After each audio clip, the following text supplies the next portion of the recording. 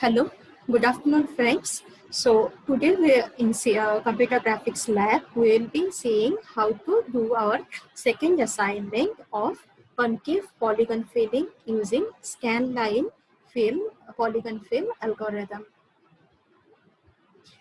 So the problem statement is to write a C++ program to draw a concave polygon and fill it up with desired color using scanline polygon fill algorithm. Moreover, you have to apply the concept of inheritance as well. Okay. So before going into the algorithm and the code directly, we will have a quick recap of the scanline polygon fill algorithm. Already in lecture, you have covered this part with examples, and I know that you all are good students. You must be able to implement the code on your own. I am just showing you a sample one here. What is a polygon? Polygon is an ordered list of vertices as shown in the following figure. So this is a normal one. You have to take a concave polygon while checking your program. Okay, I will show you. Okay, so for filling polygons with particular colors, what I have to do? You need to determine the pixels falling on the border. Say if we are having the scan line like this, so I have to determine the border and all the inside pixels will be colored till I encounter the next point of the polygon, right? So what is the advantage of scanline polygon fill algorithm? It fills in the same order as the rendering, and so it is easier to pipeline, which is very much needed in computer graphics programs as they are much of computational complexity. So the scanline polygon fill algorithm works as follows. First, what I have to do? Let us try with the program. Okay, let me go back to the program. So initially I am having a main over here, and what I have done, I have initialized the graphics driver over here using the Turbo C3//VGI, and then what I have done, I have created an object of class polygon P. So this is creating an object of polygon class, and then I have called a function or method of polygon class scanline. Okay, and then I have added some delay over here so that we can see the output, and finally we are closing the graph. Okay, so let us go to the class polygon.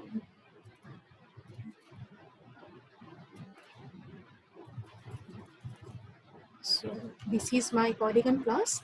I have defined everything as public over here. So these are the different variables needed for our operations, and we are defining two different methods over here. One is the draw poly method, which is used for taking the input from the user and then drawing the particular polygon, only the border of the polygon. And then we are having another method called scanline, which will perform the scanline fill algorithm and fill the polygon using desired color. In my example code, I have not taken the input color as an input. You have to do it on your own. Okay, let's go back to the algorithm. So what is the first step? To read the number of vertices of polygon, and then read x and y coordinates for all vertices in two different arrays. So, and then find the y min and y max. Okay, so instead of so first what I have done, enter the number of vertices of the graph. So I'm taking the input as n, and then I'm reading the coordinates of the vertices from the user. Okay, so as there are n number of vertices, I have to run my loop n times 0 to n minus 1. Hello? Okay. And then I am reading two values. One value x is for x coordinate value, and second value y for the y coordinate value. And at the same time, what I am doing, I am checking what is the maximum y coordinate value among all the vertices. So whenever I am reading a new y value, I am checking whether that is more than the y max value. If it is more, then I am setting my y max value equals to y. Similarly, I am setting my y min value as well. If the new y value is less than the y min value, then I am setting my y min value as y. Why am I doing this thing? Storing my y max and y min value so that while running my scanline fill algorithm, first I will starting from the scanline which will pass through my y max value. Then we will come to the y max minus 1, then y max minus 2, and finally we will end at y equals to y min. So these many numbers of scanline will run to fill the polygon, right? So I am determining y max and y min in this method itself. Now, whenever I am reading a particular vertex, for example, I am having these, say these polygon. So when I am reading this vertex, so how many vertices are there? 4 for this one, right? And I am defining this one as the 0th edge, this one as the first edge, this one as the second edge, and this one as the third edge. Now, when I am reading the 0th vertex, that is the first point of the 0th edge, and at the same time, that is the second coordinate point of the final edge, third edge, or the nth edge, right? Similarly, when I am reading the second vertex, that is the initial point or the first coordinate point for the second edge, but that is the last coordinate point or the second coordinate point of the first edge, right? So what I have done here, instead of storing the vertices on their own, I am storing them as the edge information. For storing the edge information, I have used another class over here. The class is called edge class. What are the members of this class? x1, y1, that is the starting coordinate, and x2, y2, that is the ending coordinate of that particular edge. And I am also defining one flag value here. This flag value will be using while marking the edge as an active edge or not. Okay, we will come to these swap y1 y2 function later. Okay, so what I'm doing, this is the 0th edge. So when I'm reading the xy coordinate for the first time, I am setting them as h0 dot x1 equals to x and h0 dot y1 equals to y. So if I equals to 0, then this will be the end point of the n minus 1th edge, right? So I am setting the x2 and y2 coordinates accordingly. Otherwise, for all other edges, the first point of edge I, that should be the second point of edge I minus 1. So I am setting edge I equals to x1 equals to x, edge I dot y1 equals to y, and edge I minus 1 dot x2 equals to x, and edge I minus 1 dot y2 equals to y. And initially I am marking all the flag values as false or 0. Okay. Then what we are doing, as per our algorithm, what is the next step? So store the initial x value, y values for two endpoints of the x, and x increment value, we have done it later, I will show you. And while doing so, what we are checking, if y1 is greater than y2. If not, then we are exchanging. What is our idea? That for a particular edge, y1 will always represent its maximum y coordinate and y2 will always represent its minimum y coordinate. So for that, I have used a swap function in the edge class itself, because this is not related to the polygon, right? These swapping, this is related to a particular edge, right? That's why I have taken this method in the edge class instead of polygon class. Hope you got it. So what I am doing there, if y1 is less than y2, then I am exchanging the x1 y1 with the x2 y2. As simple as that. Okay. So I have called that function, and finally I am drawing the polygon. How am I drawing this? I am calling the line function for all the edges, right?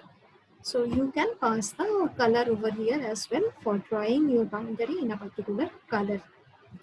Next, we are coming to the scanline method. So scanline method is initially calling the draw poly method for drawing the polygon, and then it is starting with its own algorithm. So what is the first step? First, we have to sort the rows or arrays of edges in descending order of y1. Then once the y1s are matching, then we have to sort them as per the descending order of y2, and finally at the ascending order of x2, right? I hope these things are clear, as we have already covered this in theory. So for how many edges should I perform this sorting operation? For all n edges. So I am sorting them I equals to 0 to n minus 1, j equals to 0 to n minus 1. I have used a simple sorting method here. You can improve the sorting method as per your own choice as well. Okay. So first what we are checking on the y1 values. If the we are comparing the j with j plus 1 edge, right? So first we are comparing with the y1 values. If jth value is less than j plus 1th edges value, then we are swapping it. If they are same, then we are moving to y2 coordinates. If they are same as well, then we finally moving to the x coordinates. So after running these sorting algorithm, my edges are sorted as per the descending order of y1, then y2, and finally as per x1, right? So instead of bubble sort, you can use any other efficient sort over here. I just wanted to keep it simple, so I kept it bubble sort over here. Okay. And actually, I expect you to improve the sorting algorithm. Okay. Next step is to find the active edges and update the active edge list. So for them, we have to compute the x-intercepts of all active edges, right? And we have to set the y equals to y max, right? So first we are calculating the slopes for all the edges. We are running the loops again n times for calculating the slope for all n edges. We are getting the dx/dy value, and then we are storing the intersection of x in an array for all edges, right? Then we are setting y equals to y max, and we are running a loop till the y1 y value reaches y min. So how many scan lines will be running here? Y max minus y min, because each time we are decreasing the value of y by 1. Okay. So first step is to mark my active edges. How to do that? What is the logic behind marking an active edge? If y is ranging between y2 and y1, and y1 is not equals to y2, we are marking it as an active edge. Otherwise, it is not. Okay. And then we are finding the x intersection for all the edges. Here you have to test the active vertex test as well, whether it is the intersection of two vertices, two edges or not. So for that, we have run this one. For each, what we are checking here, whether the edge is an active edge or not, right? If the edge is an active edge, then we are going into the details as per this logic. y1 equals to y, that is same y1 value is same as the value of the scan line value. Y value is nothing but the value of the current scan line, right? And hi minus 1 dot y1 is less than y.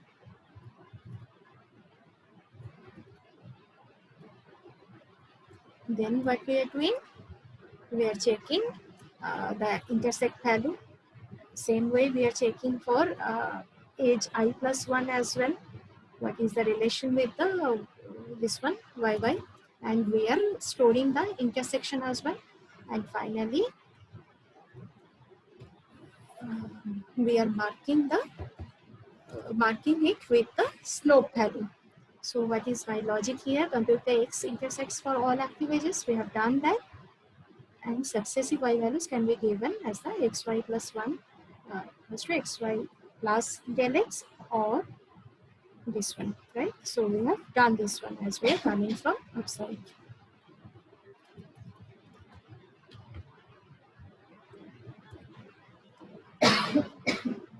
Next step is to, now we have got all the x intersections of a particular scan line. Next one is to sort the x intersections, right?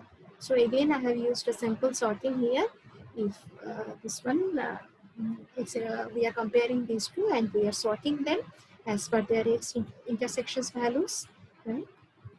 Now what is the next step or the final step?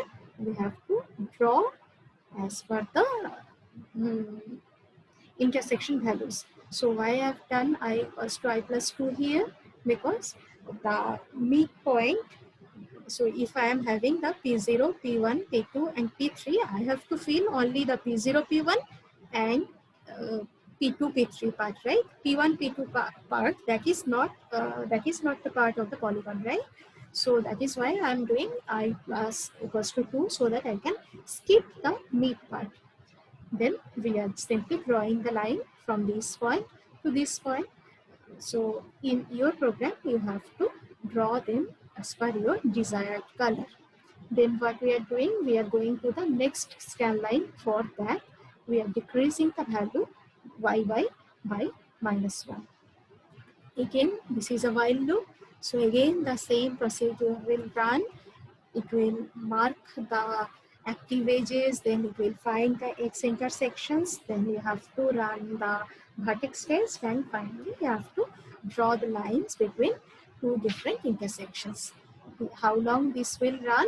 Till you are getting the yy value same as the y min value. Okay? So that is, we have done the sorting and extract pair of intersections from this one and pass these pairs to draw the routine, to draw the line and setting y equals to y minus 1. So unless you are getting y less equals to y greater equals to y min, you have to run this while loop, right? So that is all about the program. So this is just a sample code. You are free to write your own code. In fact, that is encouraged that you should write your own code. What should be the input of the program? The number of vertices and the value of vertices and the color of filling. And what is the output of the program? A polygon filled with desired color. Let me show you the output once. Let me run it. Alt F, then going to run and running it. So moreover, you have to apply the concept of inheritance over here. Okay, I'm confident that you all be able to do that. Let me take the number of vertices of the graph as 5. Okay, so first point is my 100, 100. Second point is 200, 100. Third point is 250, 200. Next one is 150, 150. Next one is 80 and 180. So this is my polygon, and using scanline polygon fill algorithm, we have filled it up. So that is all from my end. You have to watch this video and answer the quizzes, because your attendance will be counted from the quiz answers. Okay, that's all. Happy coding. Enjoy coding. If you face any problem, let us know. Okay, thank you all.